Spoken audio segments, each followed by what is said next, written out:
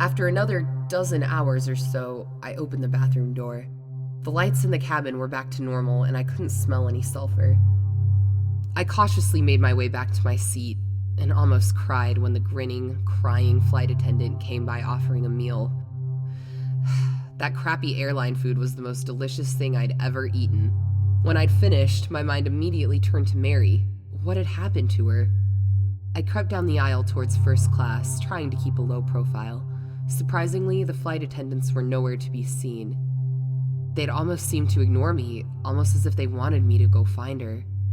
She had a row to herself and was staring down at her phone in a window seat. I slid into the aisle and shook her arm. "Mary!" I hissed.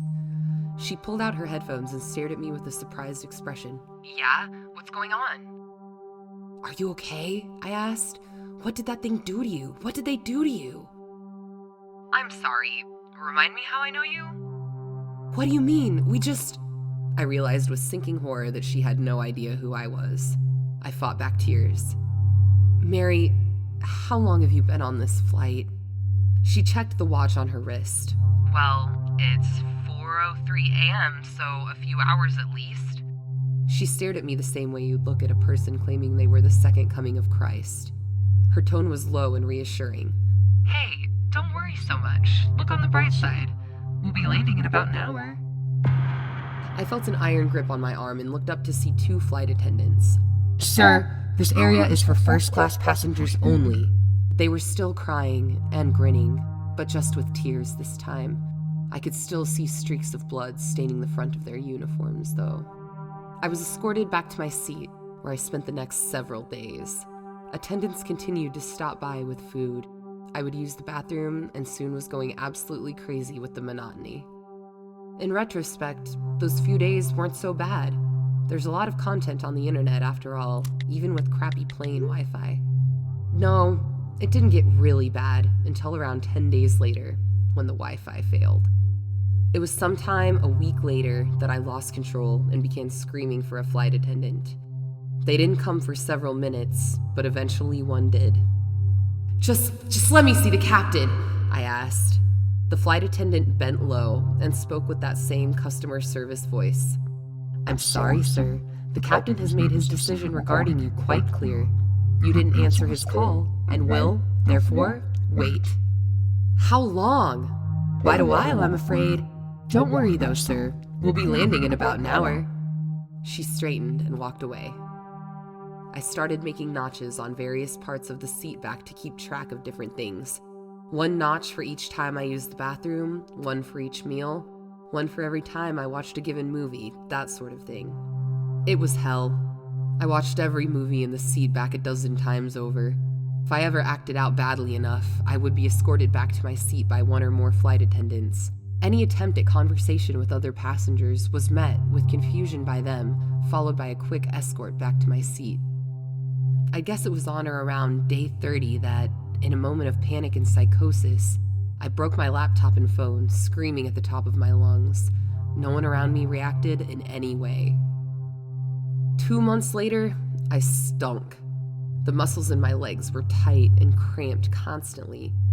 I finally concluded that suicide was my only option after my 128th rewatch of Thor: Ragnarok. I got to my feet and limped towards the emergency exit.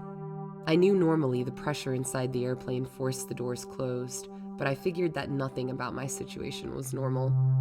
If this didn't work, I'd find some other, more painful way to go. I grabbed at the handle and swung it up.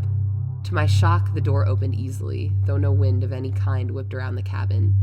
It remained the standard, slightly too cold temperature that it had been for the past who knew how long.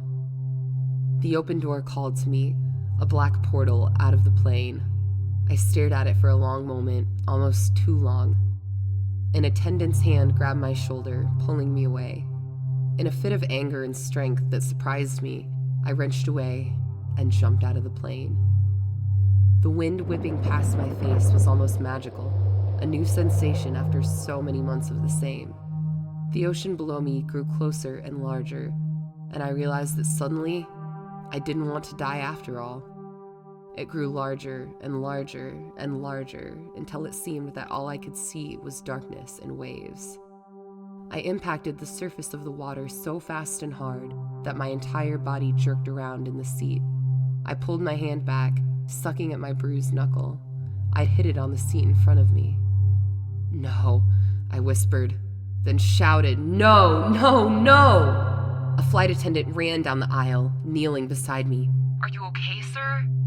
I clenched my hands into fists, almost swinging at her. But then I realized.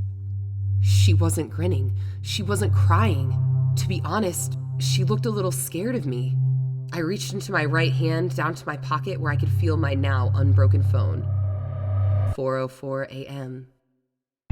"Sir, if you can calm down, we'll be landing in about an hour." My mouth tasted like ash. "Thank you," I managed. "I will." I stared, unblinking, at my phone. It now displayed 4:05 a.m. Then I looked out my window and began to cry at the sight of city lights below me. We did land in about an hour.